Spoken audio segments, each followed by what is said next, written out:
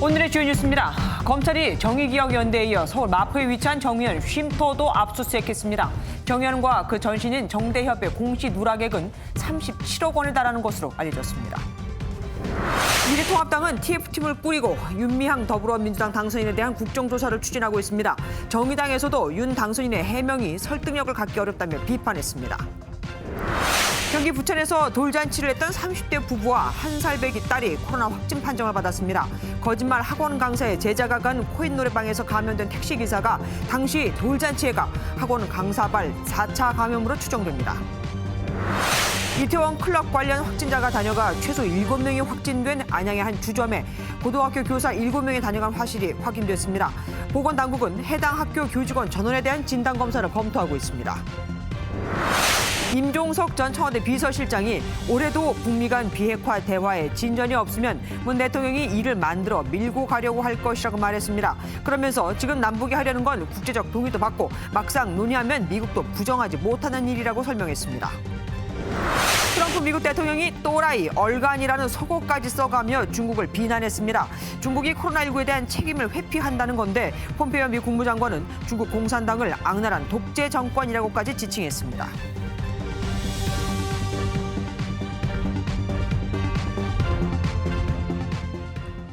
검찰이 정의기억연대 사무실에 이어서 정의기억연대 쉼터를 전격 압수수색했습니다. 정의연은 할머니가 계시는 쉼터까지 압수수색하는 건 모독이라며 반발했지만 정의연 자료 일부가 이쪽으로 옮겨진 게 확인돼 압수수색에 들어간 겁니다. 첫 소식 심가현 기자가 보도합니다. 마스크를 쓴 수사관들이 압수물 상자를 들고 나와 차 뒤편에 싣습니다. 정의기억연대의 기부금 유용 의혹을 수사하고 있는 검찰이 오늘 서울 마포구의 정의연 쉼터를 압수수색했습니다. 어떤 자료 갖고 하셨습니까? 시위에 관련 자료 확보하셨나요? 어제 12시간에 걸쳐 정의연 사무실과 전쟁과 여성 인권박물관을 압수수색한 지 9시간 만에 추가 압수수색에 나선 겁니다. 오후 2시 30분부터 시작된 이곳 정의연 쉼터 압수수색은 약 1시간 30분 동안 이어졌습니다. 마포 쉼터는 정의연 전신인 정대협이 무상으로 임대받아 조성한 곳으로 현재는 위안부 피해자인 길원옥 할머니가 요양사들의 도움을 받아 혼자 거주하고 있습니다. 당초 이곳은 압수수색 대상이 아니었지만 정의연 관련 자료가 일부 이곳으로 옮겨졌다는 사실이 확인돼 바로 영장이 집행됐습니다. 이에 대해 정의연 측은 쉼터에 있는 자료에 대해 이미 제출하기로 합의했는데도 압수수색을 했다며 위안부 피해자들에 대한 심각한 모독이며 인권 침해라고 반발했습니다. 검찰은 증거물 분석이 끝나는 대로 윤미향 더불어민주당 당선인을 비롯한 전현직 정의연 관계자를 소환할 계획입니다. MBN 뉴스 심가현입니다. 정의연과 그 전신인 한국정신대문제대책협의회 정대협의 공시 누락액은 현재까지 알려진 것만 37억 원에 달합니다. 국고보조금과 기부금을 수억 원씩 받았지만 국세청에는 한 푼도 받은 게 없다고 공시하기도 했죠. 한국공인회계사회는 감사기관을 추천해달라는 정의연의 요청을 거절했습니다. 그냥 수사를 통해 밝히라는 겁니다. 서영수 기자입니다. 새롭게 부실회계 의혹이 불거진 곳은 압수수색이 이뤄진 정의기억연대의 서울 마포 쉼터입니다. 이 시설은 지난 2016년부터 여성가족부와 봉사단체로부터 보조금과 기부금 1억 4,500여만 원을 받아왔습니다. 하지만 정대협은 국세청에 한 푼도 받은 게 없다고 공시했습니다. 그 밖에 디자인 제품업체 마리몬드로부터 받은 기부금 5억 원과 국고보조금 8억 원 등 현재까지 정대협이 공시 누락한 것으로 알려진 금액만 37억 원에 달합니다. 정의연 측은 단순 회계 실수일 뿐이라며 외부 감사를 통해 해명하겠다는 뜻을 밝힌 바 있습니다. 회계 투명성을 확보하기 위해 이미 한국공인회계사에 외부 회계 감사를 공식적으로 요청한 상태이며 하지만 전문가들은 회계 감사로는 기부금의 불분명한 사용처를 밝힐 수 없다고 지적합니다. 이미 회계 재무제표는 잘못돼 있고 빠진 금액들도 많고 엉터리잖아요. 검사를 하려고 해도 검사를 할 자료가 부족하다. 실제 추천 요청을 받은 한국공인회계사회도 수사를 통해 밝혀질 사안이라며 감사기관 추천을 거절했습니다. 향후 검찰 수사는 윤미향 당선인의 개인 계좌 추적 등을 통해 후원금 사용처를 밝히는 데 주력할 것으로 보입니다. MBN 뉴스 서영수입니다. 정 의원이 경기도 안성에 위치한 위안부 피해자 쉼터에 건축비를 과도하게 부풀렸다는 의혹도 제기됐습니다. 건축비가 4억 8천만 원이라고 했었는데 건축 승인 당시 사업 계획서에는 7,600만 원이라고 돼 있거든요. 또 불법 증개축 사실도 드러났습니다. 최현규 기자입니다. 2010년 8월 경기도 안성 위안부 피해자 쉼터 건물의 건축 승인 당시 작성된 사업 계획서입니다. 건물을 짓는데 건축공사비 5천만 원 등 총 7,600만 원이 사용된다고 돼 있는데 이 서류를 작성한 건축업자 김모 씨는 3년 뒤인 2013년 이 건물을 정 의원 측에 팔았습니다. 정 의원은 입장문에서 이 건물의 건축비가 4억 8천만 원이라고 밝혔는데 마감과 인테리어 비용을 감안하더라도 사업계획서에 나온 금액과는 큰 차이가 있다는 지적이 나옵니다. 이를 두고 야당은 건축비가 부풀려진 것으로 의심된다며 쉼터 건물을 비싸게 매입한 배경을 밝혀야 한다고 거듭 요구했습니다. 쉼터 건물 일부는 안성시의 행정조사 결과 불법 증개축도 이뤄진 것으로 확인됐습니다. 일반적인 불법 건축물에 해당되는 절차를 밟으려고 준비하고 있습니다. 현장에 가서 확인했고 불법 사항이 있어서 그거에 따라서 행정 절차를 밟을 예정입니다. 불법 증개축에 대한 사전 통지서를 정 의원 측에 보낸 안성시청은 정 의원의 이의 신청이 없으면 원상 회복 명령 등의 행정 조치를 할 계획입니다. MBN 뉴스 최영규입니다. 정 의원 사태와 관련해 맨 처음 문제 제기를 한 이용수 할머니가 다음 주 월요일 기자회견을 예고했죠. 할머니는 윤미향 더불어민주당 당선인도 이 회견장으로 불렀습니다. 윤 당선인이 과연 여기 참석할까요? 박유영 기자가 보도합니다. 이용수 할머니가 오는 25일 대구에서 두 번째 기자회견을 자처했습니다. 수요 집회 때 모인 성금이 어디 쓰이는지 모른다는 등의 폭로를 한 지 18일 만입니다. 이 할머니는 첫 기자회견 이후 정 의원 사태가 일파만파 확산하자 직접 의견을 밝히려고 이번 회견을 마련한 것으로 전해졌습니다. 할머니 요청으로 2차 회견을 준비 중인 정신대 할머니와 함께하는 시민모임 측은 MBN과의 통화에서 여러 불필요한 논란들을 이제 그만 매듭 짓고 싶어 하신다고 전했습니다. 할머니 입장에선 위안부 피해자 문제 해결이 본질이지 법적인 영역으로 넘어간 정 의원 회계부정 의혹이나 갈등을 빚은 윤미향 더불어민주당 당선인과의 화해는 별개 문제라는 겁니다. 실제로 지난 19일 윤 당선인이 할머니를 찾아가 무릎을 꿇고 용서를 빈 걸로 알려졌지만 할머니는 용서하지 않았다고 말하기도 했습니다. 2차 회견에 윤 당선인이 모습을 드러낼지도 관심입니다.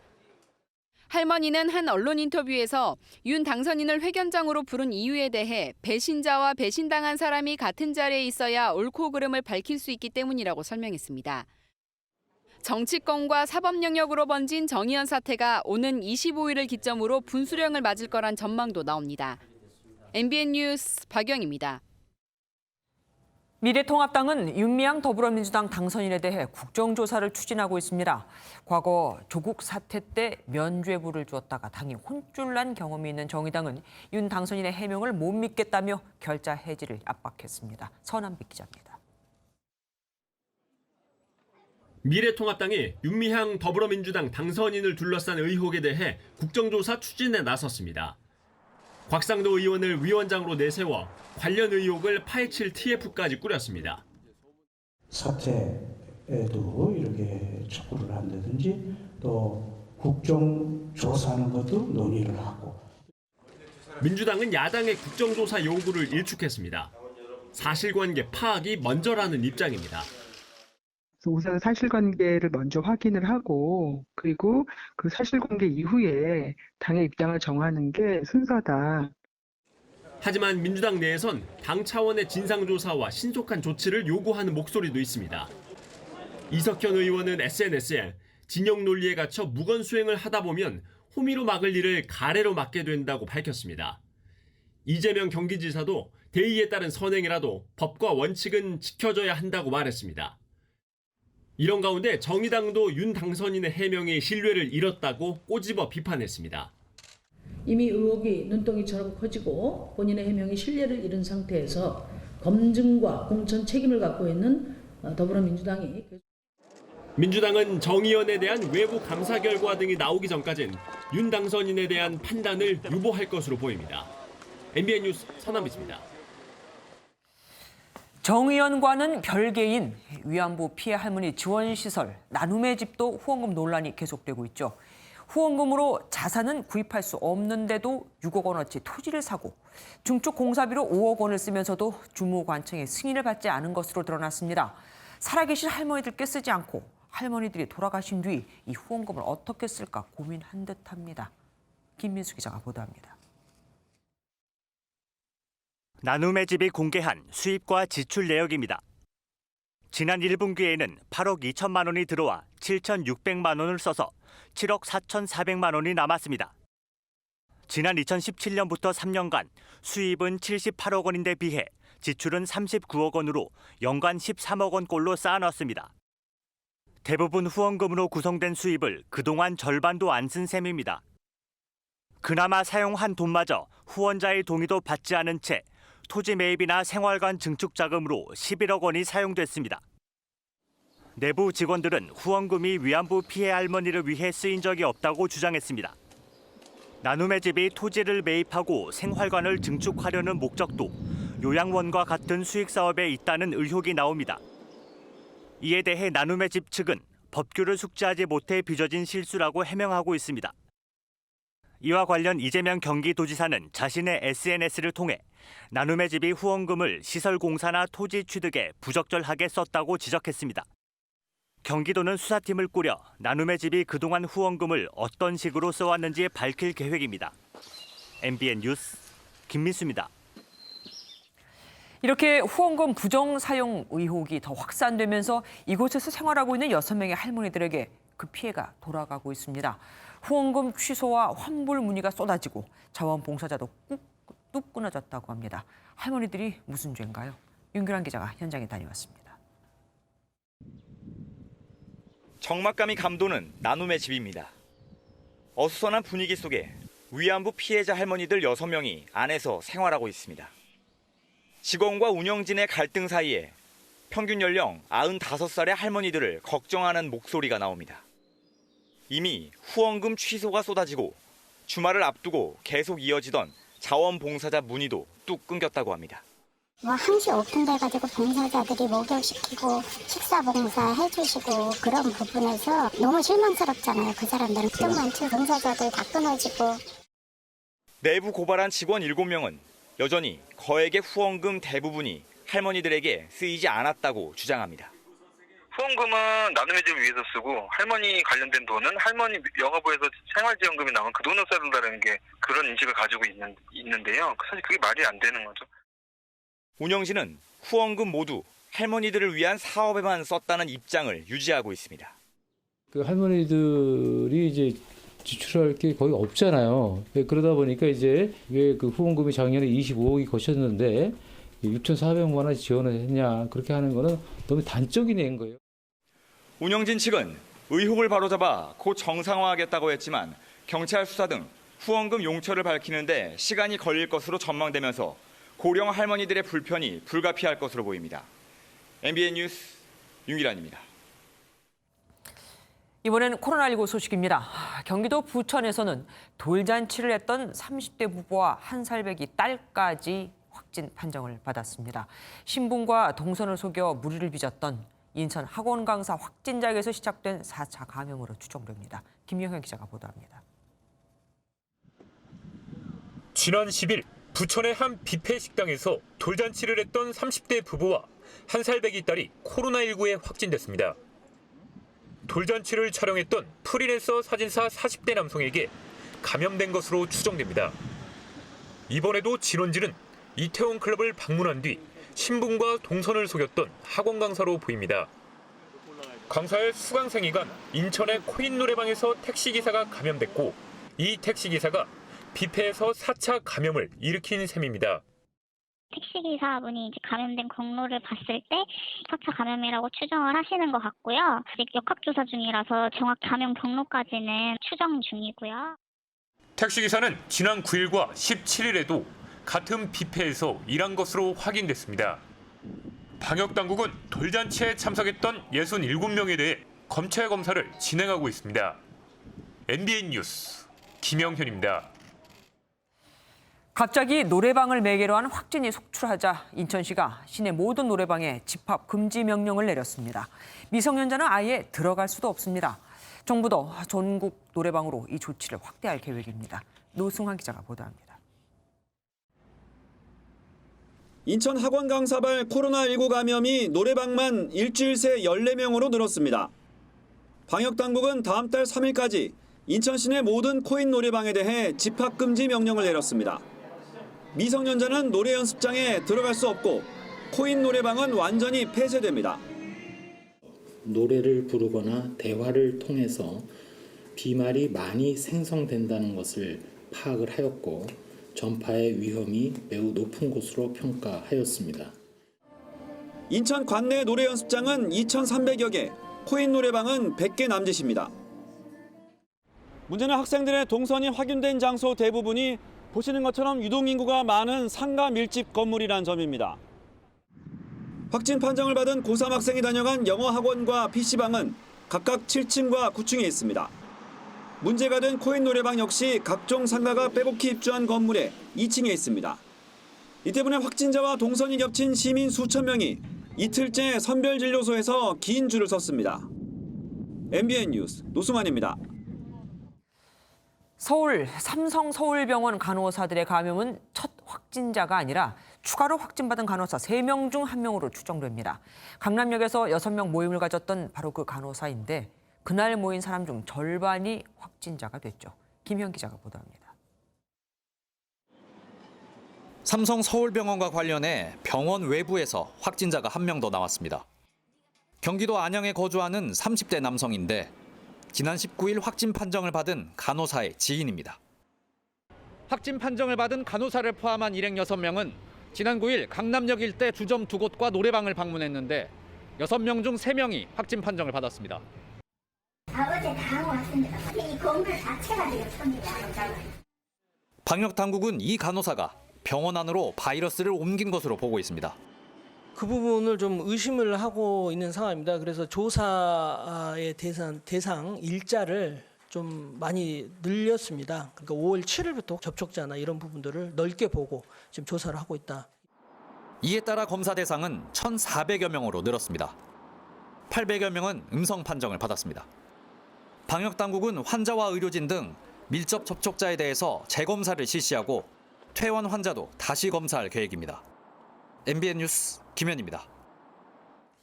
이태원 클럽 관련 확진자가 방문한 뒤 최소 7명이 확진된 경기 안양 소재 음식점에 관내 고등학교 교사 7명도 갔었던 것으로 확인됐습니다. 그것도 같은 날, 같은 시간대 흡연실도 같이 있었었죠.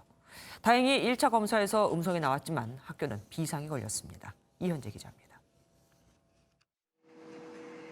이태원 클럽을 방문했던 군포 33번 확진자는 지난 15일 경기 안양 소재 음식점에 들렀습니다. 오후 7시부터 11시 40분까지 머물렀는데 이 시간대와 겹치는 오후 9시부터 11시 사이에 안양 시내 고등학교 교사 7명이 같은 음식점을 이용했습니다. 교사 1명은 비말 감염 가능성이 높은 공동 흡연실도 이용했습니다. 다행히 이들은 모두 1차 검사에서 음성 판정을 받았습니다. 음성 판정이 나왔고 그런데도 이제 스스로 불안하다고 생각해서 좀 능동적으로 자기 집에 지금 머물러 있는 상태고요. 학교는 비상이 걸렸습니다. 해당 교사들이 18일에서 19일에 학교로 출근한 사실이 확인돼 방역당국은 전 교직원 70명을 대상으로 진단검사를 진행 중입니다. 안양 음식점과 관련된 확진자는 최소 7명으로 집계됐습니다. 음식점을 방문했거나 인근에 있었다고 신고한 주민 수는 1,000명이 넘었습니다. 이 음식점을 방문한 확진자 2명은 지난 17일 음식점에 가기 전 탐앤탐스 커피 범계점을 방문했습니다. 방역당국은 이들과 이용 시간대가 겹치는 경우 검사를 받을 것을 당부했습니다. MBN 뉴스 이현재입니다. 이태원이 아니라 이번엔 신촌입니다. 신촌의 한 주점을 다녀간 진주에 사는 20대 남성이 확진 판정을 받았습니다. 그런데 이 확진자와 같이 4시간 동안 버스를 탔던 한 명은 아직도 신원이 파악이 되지 않고 있습니다. 강영호 기자가 보도합니다. 서울 신촌의 한 주점입니다. 이곳을 다녀간 진주거주 20대 남성이 코로나19 확진 판정을 받았습니다. 확진자는 황금 연휴이던 지난 4일 밤부터 다음 날 새벽까지 이곳 주점을 방문한 것으로 확인됐습니다. 해당 주점은 이태원 클럽발 확진자 3명이 다녀간 곳으로 진주 확진자를 포함해 지금까지 8명의 확진자가 나왔습니다. 확진자는 지난 10일 후각 둔화 증세로 검사를 받았다가 음성 판정을 받았는데 18일 코로나19 증상을 보이며 재차 검사를 받았습니다. 지난 주말까지 경기도 군포의 누나집에 머물다 버스를 타고 진주로 이동했는데 승객 중 1명은 신원이 파악되지 않고 있습니다. 한 명은 또 저희들이 확인을 해서 검사 의뢰 중이고 두 분은 신용카드를 이용하셨기 때문에 거기에 대한 추적을 통해서 향후 신원을 확보하고자 합니다. 그리고 나머지 한 분에 대해서는 지금 확인하기가 어려운데. 군포시에서도 추가로 동선과 접촉자를 파악해 검사를 받게 할 예정입니다. MBN 뉴스 강영호입니다. 보건당국의 자가격리 지침을 어기고 수차례 외출한 20대 일본인 남성이 구속됐습니다. 이 남성은 2주의 격리 기간에 8번에 걸쳐 식당 등을 방문한 혐의를 받고 있는데 자가격리 조치 위반으로 외국인이 구속된 건 이번이 처음입니다. 휴가 나온 군인이 아예 작정을 하고 흉기를 들고 여자친구 집을 찾아가 살해했습니다. 범행 후에는 스스로 경찰에 전화를 걸어 범행을 털어놓았습니다. 이재호 기자가 취재했습니다. 현관문에 경찰 통제선이 붙어 있습니다. 문 앞에는 택배 물건들이 수북히 쌓여 있습니다. 어젯밤 9시 반쯤 경기도 안성의 한 원룸에서 20대 여성이 숨진 채 발견됐습니다. 경찰 왔다고 간 거거든요. 경찰 한 대에 와서 4-5명 오셔가지고. 피의자는 군에서 휴가를 나온 남자친구였습니다. 해당 남성은 미리 준비한 흉기로 여자친구를 살해한 뒤 경찰에 전화해 범행을 털어놨습니다. 하지만 경찰이 출동한 뒤에는 문을 열어주지 않아 경찰과 소방당국은 강제로 문을 뜯고 안에 들어가 피의자를 체포했습니다. 아내가 좀 늦어지고 있는 상태고 술 마시고 그런 건 없고 둘이 이제 사귄 친구 관계잖아요. 다툼이 이제 있었겠는데 정확한 건 제가 모르겠어요. 경찰은 살인 혐의로 체포한 해당 남성을 군사경찰에 인계했습니다. MBN 뉴스 이조입니다. 우리나라 최초의 사립미술관. 일제 때 사비를 털어 우리 문화재를 지킨 간송 전형필 선생의 간송미술관이 보물 2점을 경매에 내놨습니다. 3대로 이어지는 상속 과정에서 어마어마한 취득세, 상속세로 재정난이 심해진 겁니다. 이동훈 기자가 보도합니다. 옆으로 길게 늘어진 눈매, 작은 코와 입에서 인자한 기품이 느껴집니다. 관은보살이 양손을 앞으로 나란히 모으고 있습니다.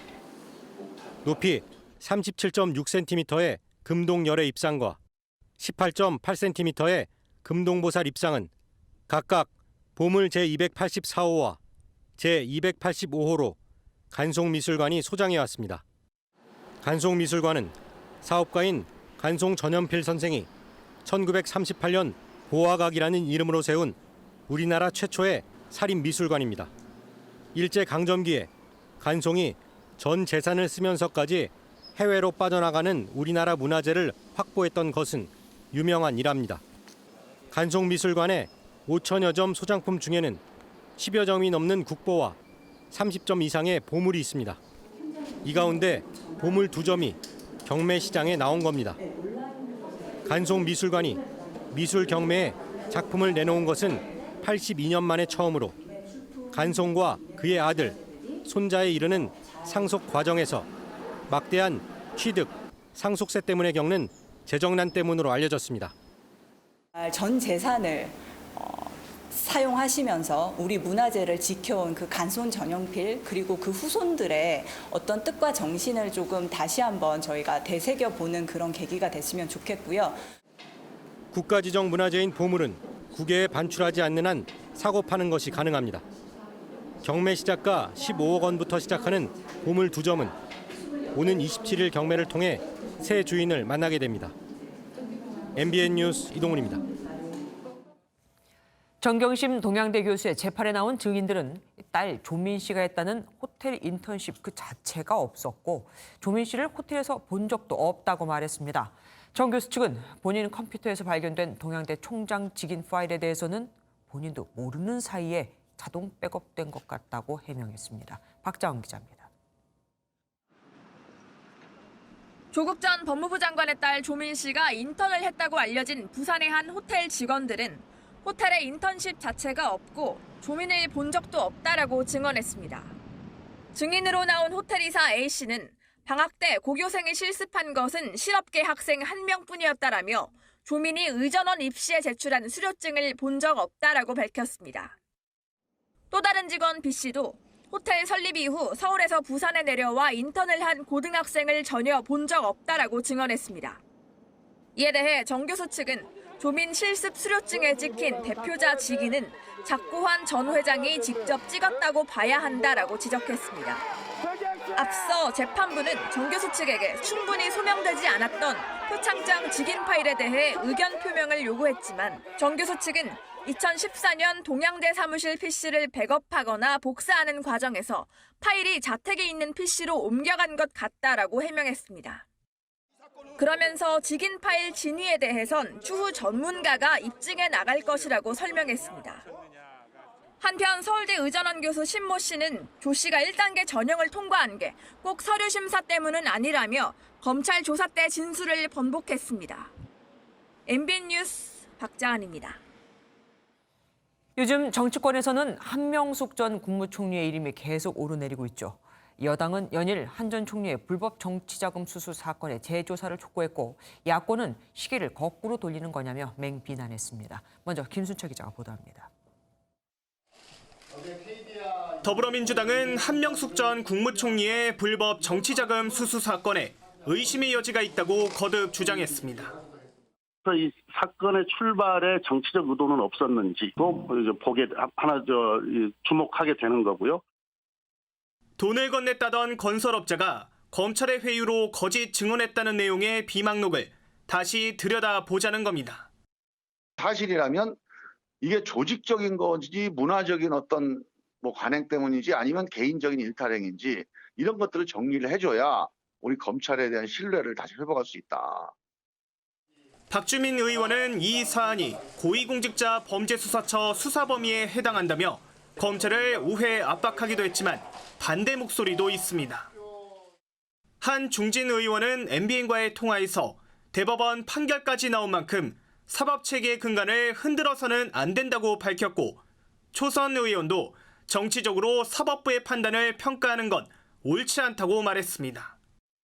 야당은 거대 여당이 오만함을 드러냈다며 이들의 주장이야말로 사법농단이라고 맹비난했습니다.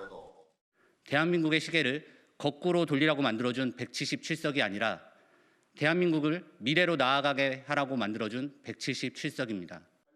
여당의 의혹 제기에 동조했다는 이유로 추미애 법무부 장관의 자진 사퇴 주장까지 나오면서 논란은 점차 확산하는 모양새입니다. MBN 뉴스 김순철입니다. 그럼 한명숙 전 총리의 사건은 재심 청구 등 후속 조치가 가능할까요?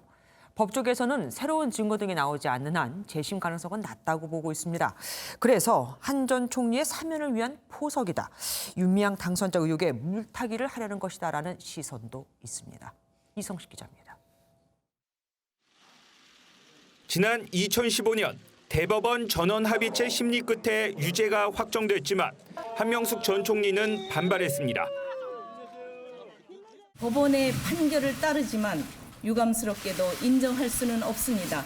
정치 권력이 개입된 불공정한 판결입니다. 만일 대법원 판결에 불복하면 재심 절차를 밟으면 됩니다. 하지만 법조계는 한 전 총리의 재심 가능성이 낮다고 보고 있습니다. 형사소송법에 따르면 명백하고 새로운 무죄 증거가 발견되는 등 제한된 경우에만 재심을 허용하기 때문입니다. 법조계에는 이미 고 한만호 씨가 위증죄로 징역 2년을 선고받았고 비망록 역시 기존 재판의 증거로 제출돼 현재로선 재심 사유가 되기 힘들다는 의견이 많습니다. 이 밖에 추미애 장관이 필요성을 시사한 법무부 차원의 재조사 가능성도 열려 있습니다. 구체적인 정밀한 조사가 있을 필요가 있다라는 점을 충분히 공감하고 있습니다. 하지만 검찰 내부에 유죄 확정이 된 비위 전직 공직자의 사건을 국가 예산을 들여 재조사하는 것은 사법특권이라는 반발이 커 강행할 경우 진통이 예상됩니다. MBN 뉴스 이성식입니다. 4.15 총선 부정선거 의혹을 제기하고 있는 민경우 미래통합당 의원이 투표용지 유출 의혹으로 검찰 조사를 받았습니다. 통계청장을 지낸 같은 당 유경준 당선인은 민 의원이 부정선거 근거로 인용한 미국 교수의 분석에 오류가 있다고 주장했습니다. 전정인 기자입니다. SNS에 검찰이 자신을 구속시킬 수도 있을 것 같다고 밝힌 민경우 미래통합당 의원이 검찰 출석을 앞두고 국회 기자회견장을 찾았습니다. 민 의원은 또 다른 증거로 기표된 채 파쇄된 것으로 보이는 투표용지를 공개하고 투표용지 관리를 잘못했다며 구리시 성관이 직원을 대검에 맞고발했습니다. 잘못된 행동을 바로잡는 계기가 되도록 그 증거물을 써야 된다는 생각에 대검으로 가서 고발을 하면서 증거물도 그쪽에 제시하도록 하겠습니다. 기자회견 후에는 의정부지검에 출석해 투표용지 유출 의혹과 관련한 조사를 받았습니다. 반면 같은 당 유경준 미래통합당 당선인은 민 의원이 부정선거 근거 중 하나로 인용한 미국 윌터 미베인 교수의 분석에 통계학적 오류가 있다고 지적했습니다. 미베인 교수는 사전투표에서 부정투표 경향이 다수 발견되고 민주당이 얻은 표 가운데 9.8%가 부정하게 얻은 표라고 분석했지만 우리나라 선거제도를 잘못 이해하고 계산한 것으로 보인다고 설명했습니다. 유 당선인은 또 오류를 바로잡은 뒤 분석해보면 부정선거 없음 확률이 98.4%로 21대 총선의 부정선거 가능성이 거의 없는 것으로 판단한다고 주장했습니다. MBN 뉴스 전정인입니다. 미래통합당 국회의원 당선인들이 미래한국당과 조건 없는 합당을 주장했습니다. 소속 비례대표 당선인들까지 오늘 29일 전에 합당하자고 목소리를 높이자 원유철 한국당 대표 최선을 다하겠다며 한 발 물러섰습니다. 이동석 기자입니다. 미래로 통합이란 슬로건을 앞세워 제21대 국회의원 당선자 첫 워크숍을 개최한 미래통합당. 최대 이슈는 미래한국당과의 합당 문제였습니다. 우리는 국민과 당원 앞에 선거 후 하나가 되겠다고 약속을 드렸습니다. 미래통합당은 조건 없이 5월 29일까지 미래한국당과 반드시 통합한다.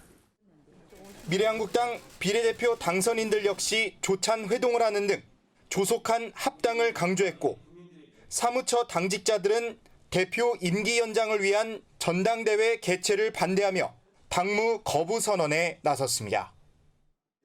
주호영 통합당 원내대표는 일찌감치 합당을 예상해 15인의 원내 부대표직 4석을 비워뒀다며 합당을 포함한 차기 지도체제에 대한 지지를 호소했습니다. 어떤 방식에 따라서 결정이 되면 반대 의견을 가지시더라도 흔쾌히 좀 도와주시는. 통합당은 워크숍 이틀째인 내일 김종인 비상대책위원회 출범에 대한 논의를 이어갈 예정입니다. 당내에선 내년 2월까지 임기를 보장하는 비대위 체제가 유력하다는 전망이 나오는 가운데 내년 4월 치러지는 재보선 공천권을 김 위원장에게 부여해야 하는지를 두고 진통이 예상됩니다. MBN 뉴스 이동석입니다. 20대 국회를 끝으로 55년 정치 여정을 마무리하는 문희상 국회의장이 소회를 밝혔습니다. 이제는 적폐청산에서 통합으로 돌아서야 한다며 이명박 박근혜 전 대통령의 사면도 언급했습니다. 하지만 대통령의 성격을 아는데 아마 못할 것이라고도 밝혔습니다. 조창훈 기자입니다. 고 김대중 대통령과의 인연으로 정치인의 길을 걷게 된 문희상 국회의장. 오는 29일 퇴임을 앞두고 20대 국회와 55년 정치 여정 마무리에 대한 소회를 밝혔습니다. 아쉬움은 남아도 나의 정치 인생은 후회 없는 삶이었다고 저는 자평하고 싶습니다. 문재인 대통령과 더불어민주당에는 적폐청산만 주장하면 정치보복 비판에 직면하고 개혁 동력을 상실할 수 있다며 통합을 당부했습니다. 여야정 협의체를 복원해 코로나19와 경제 위기를 함께 극복해야 한다는 조언도 잊지 않았습니다. 협치의 연장선상에서 이명박 박근혜 두 전 대통령의 사면에 대해 겁내지 않아도 될 시간이 됐다고 밝혔지만 판단은 대통령의 몫으로 남겼습니다. 20대 국회 미완의 과제로는 개헌을 꼽았고 대통령 임기가 2년이 남은 지금이 적기라고 말했습니다. 비선 실세의 재등장을 막기 위해 내각제로 가야 하지만 현재 국회에 대한 불신을 고려해 책임 총리제를 중간 단계로 제안했습니다. 문 의장은 사법개혁안의 통과를 지난 2년 동안 가장 기뻤던 순간으로 아들 석균 씨의 공천 세습 논란을 가장 아쉬웠던 순간으로 꼽았습니다. MBN 뉴스 조창훈입니다. 임종석 전 청와대 비서실장이 올해도 북미 간 비핵화 대화에 진전이 없으면 문 대통령이 이를 만들어 밀고 가려고 할 것이라고 말했습니다. 올해 말로 예정된 미국 대선 전에 구체적인 움직임이 필요하다면서요. 신동규 기자입니다. 올해 안에 북미 대화에 진전이 없으면 문 대통령이 이를 만들고 밀고 가려 할 거라고 임종석 전 청와대 비서실장이 전망했습니다. 임 전 실장은 창작과 비평 여름호의 6.15 남북 공동선언 20주년 기념대담에서 대선을 앞둔 미국이 적극적으로 나설 수 있도록 환경을 조성하는 게 필요하다고 강조했습니다. 구체적으로 유엔 안보리 제재 안에서도 우리가 할 수 있는 게 많다며 문 대통령과 김 위원장이 마실 가듯이 자주 만나야 신뢰가 쌓인다고 지적했습니다. 문 대통령은 앞서 취임 3주년 연설에서 주도적인 역할을 예고했습니다. 이제는 북미 대화만 바라보지 말고 남북 간에 있어서도 할 수 있는 일들은 찾아내서 해나가자. 남북미 판문점 회동 당시 청와대 국정상황실장을 지낸 윤건영 더불어민주당 당선인도 MBN 취재 증거 만나 올해 안에 반드시 남북관계 돌파구를 만들어야 한다고 강조했습니다. 올 연말 미국 대선이 끝나고 나면 상황이 어떻게 달라질지 모르는 만큼 우리 정부가 적극 나서야 한다는 겁니다. 이런 가운데 김현철 통일부 장관이 5.24 대북제재 조치 폐기 논란과 관련한 확대 해석을 경계했는데 통일부는 남북 협력에 더 이상 장애가 돼선 안 된다는 의미란 설명을 내놨습니다. MBN 뉴스 신동규입니다. 미국이 사실상 대중 선전포고를 했습니다. 트럼프 대통령이 이번엔 얼간이 미친 사람 등 막말을 써가며 거칠게 중국을 공격한 겁니다.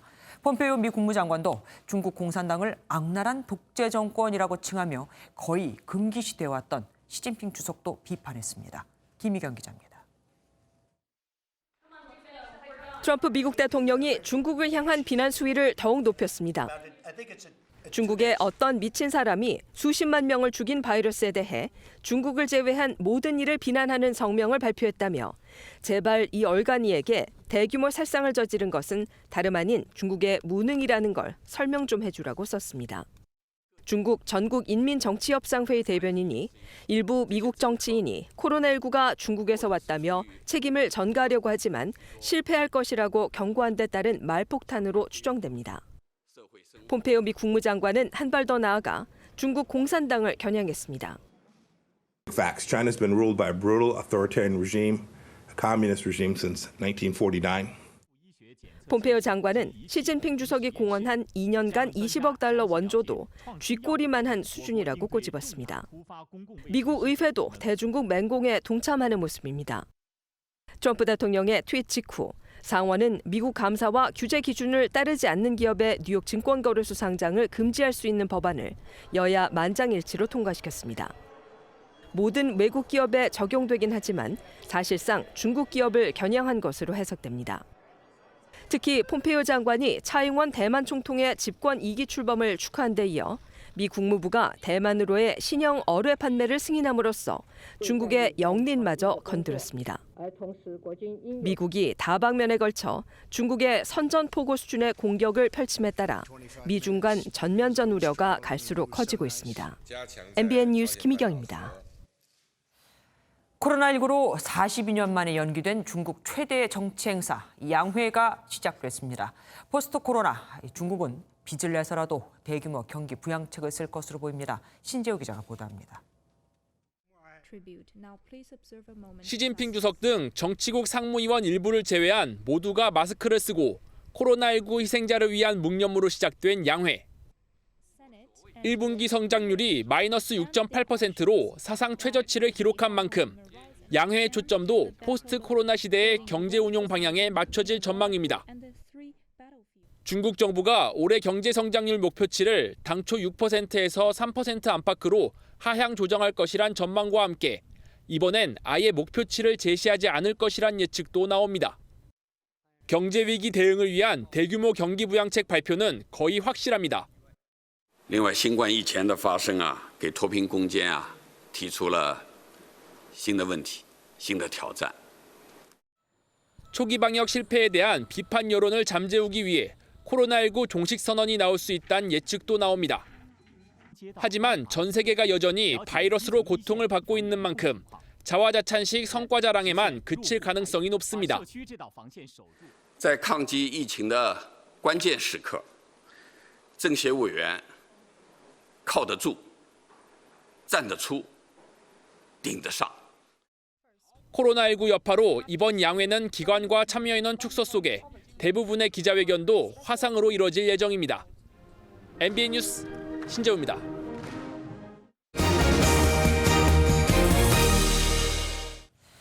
대구에 있는 특성화고에서 고3 학생이 코로나19 확진 판정을 받아 학교가 전면 폐쇄됐습니다. 이 학교는 고3 수업의 90%가 실습으로 이루어지기 때문에 일정에 큰 차질을 빚게 됐습니다. 온라인 수업으로 하기 힘든 거잖아요. 심우영 기자입니다. 학교 정문이 굳게 닫혔습니다. 입구에는 출입 제한을 알리는 안내문이 붙었고 내부에선 보건당국이 역학조사를 벌이고 있습니다.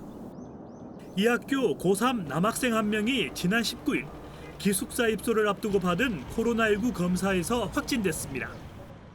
이 때문에 등교 하루 만에 학교는 전면 폐쇄됐고 보건당국이 방역 작업을 벌이고 있습니다. 보건당국은 기숙사생 17명을 격리하고 학생 94명은 귀가시켰습니다. 보건당국에서 지금 조사를 하고 있는데 기숙사는 타 지역 학생만 지금 받고 있거든요, 저희들이. 네, 그래서 타 지역 학생이 17명, 같은 반 학생 18명. 학교 측은 온라인 수업으로 대체했지만 학사 일정에 차질을 빚게 됐습니다. 고3은 실습이 90%에 달해 입시 준비에 어려움이 클 수밖에 없습니다. 대구시는 코로나19 확산을 우려해 전교생을 대상으로 검사를 확대하기로 했습니다. MBN 뉴스 심호영입니다. 오늘 고3 학생들은 전국 연합학력평가를 치렀습니다. 하지만 등교가 중단된 인천 지역 66개 학교 학생들은 집에서 온라인으로 셀프 시험을 치러야 했죠. 이번 학력평가도 반쪽짜리가 된 겁니다. 윤지원 기자가 취재했습니다. 선생님이 비닐 장갑을 낀 손으로 시험지를 나눠주며 고3 학생들의 전국 연합학력평가가 시작됐습니다. 5개 영역에서 시행되는 이번 평가에는 전국 고등학교의 77%가 응시했습니다. 지난 3월 학력평가는 집에서 시험을 본 데다 성적도 산출하지 않아 사실상 이번 시험이 첫 번째 전국 단위 학력 시험대인 셈입니다. 이번에 학교를 나와가지고 모의고사를 보게 되어서 그나마 좀 더 마음이 좀 편해진 것 같아요. 네, 진짜 좀 힘들긴 하더라고요. 약간 4월 모의고사가 되게 중요하잖아요. 수능에서도. 그걸 안 보다 보니까. 하지만 이번 시험도 반쪽짜리라는 평가가 나옵니다. 코로나19로 등교가 중단된 인천 지역 66개교 학생들은 집에서 온라인으로 시험지를 내려받아 셀프 시험을 치렀기 때문입니다. 채점도 자체적으로 하기 때문에 13,000여 명의 학생들은 성적 산출에서도 제외됩니다. 이런 가운데 교육부는 오는 12월 3일 치러지는 수능 일정에는 변함이 없다는 뜻을 재확인했습니다. 이 대학 입시와 관련해서는 일정이라든지 원칙이라든지 이런 것은 변함이 없고요. 또 등교 수업 첫날이었던 어제 전국 고3 학생들의 출석률은 95%대를 기록했습니다. MBN 뉴스 윤지원입니다.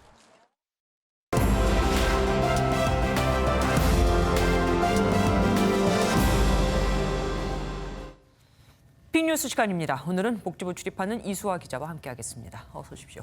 첫 번째 키워드는 뭡니까? 네, 오늘 첫 키워드는 속지 마세요입니다. 뭐에 속지 말라는 겁니까? 요즘 온라인 쇼핑들 많이 하시잖아요. 네. 이른바 코로나 마케팅이 기승이라고 합니다. 이 식품이나 화장품 광고에 바이러스를 예방한다, 치료 효과가 있다는 문구를 은근슬쩍 넣어서 파는 건데요. 예를 들어서 지금 보시는 건 이 발효 홍삼으로 만든 건강기능식품입니다. 네. 말 그대로 식품이기 때문에 의학적 효능을 검증받은 의약품하고는 엄연히 다르고요. 따라서 이런 식의 질병 예방이나 치료 효능을 표방하는 내용은 모두 허위 광고로 걸립니다. 네. 홍삼뿐만 아니라 프로폴리스, 비타민 등이 호흡기 감염이나 코로나 예방 효과가 있다고 광고한 사례도 있고요. 심지어 평범한 선물용 과일 세트가 코로나에 좋다고 광고한 곳도 있었습니다. 네. 이 식약처가 온라인 판매 식품, 화장품 등을 전수조사한 결과인데 이런 광고를 1000건 가깝게 적발했습니다. 면역력을 높아진다 그러면 뭐든지 다 그렇게 될 수 있겠죠. 네. 우리가 지금 거의 필수품으로 쓰고 있는 손소독제와 관련해서도 얘기가 있다면서요. 네, 앞서 소개해드린 식품 광고 외에도 물론 요즘 많이 구입하는 손 소독제에 관한 허위 광고 사례도 꽤 있었는데요. 네. 식약처에 물어보니까 의약 외품으로 분류된 손 소독제가 따로 있다고 합니다. 그 외에 의약약품 인증을 받지 못한 소독제도 온라인에서 많이 판매되는데 문제는 이 중 환경 소독에만 사용할 수 있고 인체에 사용하면 안 되는 공산품도 섞여 있다는 겁니다. 그럼에도 불구하고 인체 소독 또는 바이러스 예방 이런 문구를 붙여서 손 소독제인 것처럼 오인하게 하는 경우가 있다고 하니까요. 손 소독제 살 때는 꼭 의약 외품 표시를 확인하고 구매해야겠습니다. 의약 외품이라고 쓰여져 있지 않은 건 그냥 단순한 공산품일 뿐이다. 네. 조심해야겠네요. 그런데 저렇게 적발된 업체들은 그럼 어떻게 되는 겁니까? 다시는 못하게 되는 거 아니에요? 일단 문제된 광고는 모두 내리도록 하는 게 첫 번째 단계고요. 앞으로 집중 모니터링 대상이 됩니다. 상습적이고 고의적으로 위반한 업체의 경우에는 행정처분, 고발 조치 등이 이루어진다고 합니다. 예, 진짜 속지 말아야겠습니다. 두 번째 키워드는 뭡니까? 네, 두 번째 키워드는 진화하는 병원입니다. 요즘에 다들 병원 안 가려는 추세잖아요. 네. 가능하면 그거하고 관련돼 있는 겁니까? 네, 물론 한참 지역 감염이 전파되던 3, 4월보다는 상황이 많이 좋아졌지만은 병원 개인 의원뿐만 아니라 대형 병원도 코로나로 인한 타격이 상당합니다. 이 병원 관계자들을 만나보면 환자 수가 반토막이 났다는 얘기를 꽤 들었는데요. 이 영향일까요? 이 병원마다 특색 있는 마케팅과 서비스로 환자 공략에 나섰습니다. 서울의 한 대학병원의 경우에는 온라인 라이브 방송을 이용한 무료 환자 상담을 진행했습니다. 잠깐 맛보기로 상담 장면 보실까요? 입천장을 확장하는 교정으로 두개골을 벌려서 체형 교정까지 해준다는 치아 교정은 이론상 가능한가요? 라고 물어보셨어요. 위턱이 작은 분들은 반대로 너무 좁아서 울리는 관계가 부적절한 경우도 있거든요. 네. 그럼 이제 그분들 주장은 이제 교합을 좋게 하면. 네, 이렇게 보시다시피 하루 종일 시간대마다 다른 과 전문의가 나와서 실시간 댓글로 건강 질문을 받았는데요. 좋아요 개수가 2,400여 건, 동시 접속이 400명이 넘을 정도로 반응이 좋았다고 합니다. 감염 우려로 병원을 못 가는 사람들한테는 큰 도움이 되겠습니다. 네. 다른 병원들은 또 어떻습니까? 네, 그래도 병원에 찾는 환자들을 위한 서비스도 눈에 띄었는데요. 이 사진에 있는 로봇, 혹시 어떤 용도인지 짐작이 가실까요? 저게 로봇이에요? 네, 로봇입니다. 바로 손소독제 나눠주는 로봇인데요. 역시 서울의 한 대학병원에서 지난 3월부터 등장했습니다. 이 로봇은 미리 프로그램된 경로를 따라서 병원 안을 돌아다니면서 환자들에게 손소독제 사용을 권하는데요. 감염 예방을 위해서 손소독제를 이용해 주세요라고 말도 하고 실제 환자가 손소독제를 쓰면 사용이 끝날 때까지 움직이지 않고 기다려준다고 합니다. 뉴노멀 시대에 맞게 정말 병원도 열심히 진화하고 있습니다. 오늘 말씀 여기까지 듣겠습니다. 감사합니다. 코로나19 여파로 하늘길이 막히면서 해외 수출로 먹고 사는 중소기업이나 해외 취업을 희망하는 구직자들은 기회조차 얻지 못하고 있죠. 그런데 최근 돌파구가 생기고 있다고 합니다. 이혁근 기자가 취재했습니다. 우리 기업과 해외 바이어가 카메라와 스크린을 통해 만납니다. 코로나19 여파로 박람회나 출장이 줄줄이 취소되자 올해는 온라인으로 진행하기로 했습니다.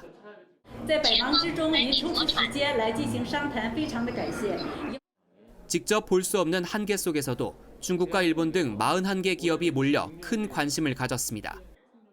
새로운 바이어를 저희가 컨택할 수 있었던, 소개받을 수 있었던 게 가장 큰 성과고요. 그 새로운 시장에 저희 제품이 수출이 돼서 해외 취업을 희망하는 구직자도 온라인에서 면접 기회를 찾았습니다. 코트라가 마련한 온라인 취업 박람회, 작은 방 안에서 구직자와 해외에 있는 면접관이 화상으로 이야기를 나눕니다. なのでちょっと簡単なね、自己紹介からお願いしたいなと思います。はい、私はハン・ヒョングと申します。24歳です。 대면 면접보다 오히려 양측이 더 집중할 수 있었습니다. 이렇게라도 면접을 볼 수 있다는 것, 취업 활동을 계속할 수 있다는 것 자체가 되게 고마운 것 같습니다. 코로나 여파로 수출도 취업도 여전히 어렵지만 꽉 막힌 하늘길 대신 온라인 창구가 조금이나마 숨통을 틔워주고 있습니다. MBN 뉴스 이혁근입니다. 긴급 재난지원금 지급에서도 한국이 일본의 판정승을 거두었다. 미 블룸버그 통신이 IT를 활용한 한국 방식이 서류 중심의 일본에 앞선다는 분석을 내놓았습니다. 일본 국민의 80%는 온라인 신청에 필요한 카드가 없고 대부분 우편에 의존하고 있거든요. 배준호 기자가 취재했습니다. 일본 시민들이 마스크를 쓰고 구청 의자에 앉아 대기 중입니다. 구청 직원이 서류를 나눠주며 안내하고 안내문엔 신청이 몰려 몇 시간 이상 걸릴 수 있으니 양해해달라는 문구가 적혀 있습니다. 일본에선 오프라인 접촉을 막겠다며 온라인과 우편으로만 재난지원금 신청을 받고 있는데 정작 온라인 신청에 필요한 마이카드나 핀코드를 가진 국민은 16%에 불과해 카드를 신청하기 위한 인파가 몰리고 있는 겁니다. 이마저도 카드 발급에 한 달이나 걸리는 데다 온라인 신청 서버가 마비되고 신청 정보 오류가 속출해 우편 신청을 권고하는 실정입니다. 이에 대해 미 블룸버그 통신은 비슷한 정책을 도입한 한국과 비교하며 IT 기술로 무장한 한국이 장황한 서류 중심의 일본을 속도와 효율성 면에서 앞섰다고 분석했습니다. 블룸버그는 한국이 세계에서 가장 빠른 네트워크 인프라와 중앙 집중식 행정 시스템으로 코로나19 비상 상황에서 빛을 발하고 있다고 평가했습니다. 한국과 일본은 모두 지난달 30일 국회 예산 승인을 받았는데 19일 기준 우리나라는 전체 가구의 80%의 재난지원금을 지급한 반면 일본의 지급률은 19%에 그치고 있습니다. MBN 뉴스 배준우입니다. 과수나무에 열매가 맺히는 4월. 그런데 올해는 이 4월이 유난히 쌀쌀했죠. 그러다 보니 냉해 피해가 속출하고 있습니다. 특히 배 농가에서요. 이병주 기자가 보도합니다. 배 생산지로 유명한 경기 안성의 한 과수원입니다. 지금쯤 어린 배가 빽빽이 매달려 옥석 가리기가 한창이어야 하지만 가지 곳곳이 썰렁합니다. 통상적으로 최저기온이 영상 4도 아래로 내려가면 냉해가 발생하는데 지난달 전국적으로 기온이 영하로까지 떨어진 탓입니다. 실제 이런 이상 저온으로 지난 4월 평균 기온은 10.9도에 그쳐 평년보다 1.3도나 낮았습니다.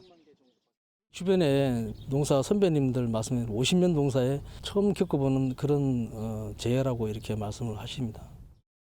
어렵게 과일까지 맺은 경우도 문제입니다. 과일 상당수가 얼었다 녹으면서 상품성을 잃었기 때문입니다. 이 농가는 올해 배 생산량이 평년의 40% 수준에 그칠 것으로 전망하고 있습니다. 실제 지난달 말까지 전국에서 집계된 과수 저온 피해 면적은 12,000헥타르가량으로 전체 재배 면적의 7%를 넘습니다. 냉해를 입은 작물은 과수뿐 아니라 고구마와 감자 등 다양한데 태풍과 우박 피해도 언제든 생길 수 있어 추석 농산물 가격 인상도 우려되고 있습니다. 올해 저온 피해를 많이 받은 농가에서는 현재까지 달려있는 열매가 수확기까지 갈 수 있도록 관리하는 것이 매우 중요합니다. 정부는 다음 달 초까지 피해 조사를 거쳐 복구 지원에 나선다는 방침이지만 재해보험에 들지 않은 농가의 시름은 깊어지고 있습니다. MBN 뉴스 이병주입니다. 소비가 줄어든 상황에서는 중고거래 같은 불황형 산업이 크게 성장을 하죠. 단순히 필요 없는 물건을 파는 데 그치지 않고 같은 동네, 비슷한 나이 등으로 특화한 중고거래 앱이 일반 쇼핑 앱을 위협하고 있습니다. 하루 쇼핑몰 이용자 수에서 2위를 차지했을 정도입니다. 이상주 기자입니다. 직장인 권호연 씨가 사용하지 않는 물건을 중고거래 앱에 올립니다. 구매 희망자가 나오자 곧바로 직장 근처 지하철역에서 만나 점심시간 안에 거래가 끝납니다. 동네 사람들끼리 거래하는 콘셉트의 중고거래 앱이어서 가능한 일이었습니다. 동네 사람들끼리 어떤 만남도 가능하고 또 인터넷으로 형태로 짧은 만남을 통해서 서로 교감, 자원을 분배하는 어떤 그런 기능도, 순기능도 있다고 저는 생각하고 있습니다. 중고거래 앱이 물품 거래뿐 아니라 지역 주민과 소통하는 장으로 활용되면서 단숨에 월 이용자만 150만 명이 넘어 쟁쟁한 쇼핑 앱을 제칠 정도가 됐습니다. 이처럼 중고거래 앱은 비슷한 취향의 사람들끼리 소통을 강조하면서 급성장했습니다. 10대와 20대가 많이 이용하는 앱에선 연예인이 출시하는 기획상품과 피규어, 운동화 등이 주로 올라오고 젊은 엄마들은 육아용품 전문 중고거래 앱에서 물건과 함께 정보도 나눕니다. 리뷰나 경험을 중시하는 트렌드가 반영된다는 점에서 커뮤니케이션 쇼핑몰에 가까운 형태라고 할 수 있습니다. 세계적인 저성장 속에서 정보통신 기술의 발전과 모바일 이용 문화 확산, 소비 트렌드의 변화가 중고시장의 성장을 이끌고 있습니다. MBN 뉴스 이상주입니다. 문재인 대통령이 주요 산업계 CEO들을 만나 기업의 유동성 위기 극복을 적극 지원하겠다고 약속했습니다. 청와대는 일각에서 제기된 정부 주도의 기업 구조 조정은 사실이 아니라고 일축했습니다. 황재영 기자가 보도합니다. 문재인 대통령이 항공과 해운, 기계, 자동차 등 코로나19 사태로 가장 큰 어려움을 겪는 9개 업종 기업 대표 17명을 만났습니다. 정부와 기업은 지금 한 배를 타고 어두운 터널을 지나고 있다는 점을 두 차례 강조한 문 대통령은 유동성 위기를 넘길 수 있도록 돕겠다고 말했습니다. 기업과 정부, 국민이 모두 합심하면 산업 위기를 극복하고 디지털 경제 시대의 강자로 거듭날 것이라 확신합니다. 기간 산업 안정을 위해 40조 원을 투입하는 대신 지원을 받는 기업은 노사 합의 등을 통해 6개월 동안 고용의 90%를 유지할 수 있도록 해달라고 당부했습니다. 이를 위해 노동계와 경영계 그리고 정부가 고통을 함께 나누는 사회적 대타협을 이루자고 호소했습니다. 기업에 필요한 인재들을 더 많이 키워서 디지털 경제의 핵심 역량이 강화되길 기대합니다. 청와대 관계자는 간담회 중 기업 구조조정에 대한 언급은 전혀 없었다며 청와대가 위기에 처한 기업 구조조정에 나설 것이라는 일각의 관측을 일축했습니다. MBN 뉴스 황재현입니다. 통계청이 발표한 올해 1분기 가계 동향 조사에 따르면 코로나19 여파로 씀씀이가 줄면서 가계 지출이 전년 동기 대비 4.9% 역대 최대 폭으로 감소했습니다. 소득 하위 20%와 상위 20%의 소득 격차는 1년 전보다 더 커진 것으로 나타났습니다.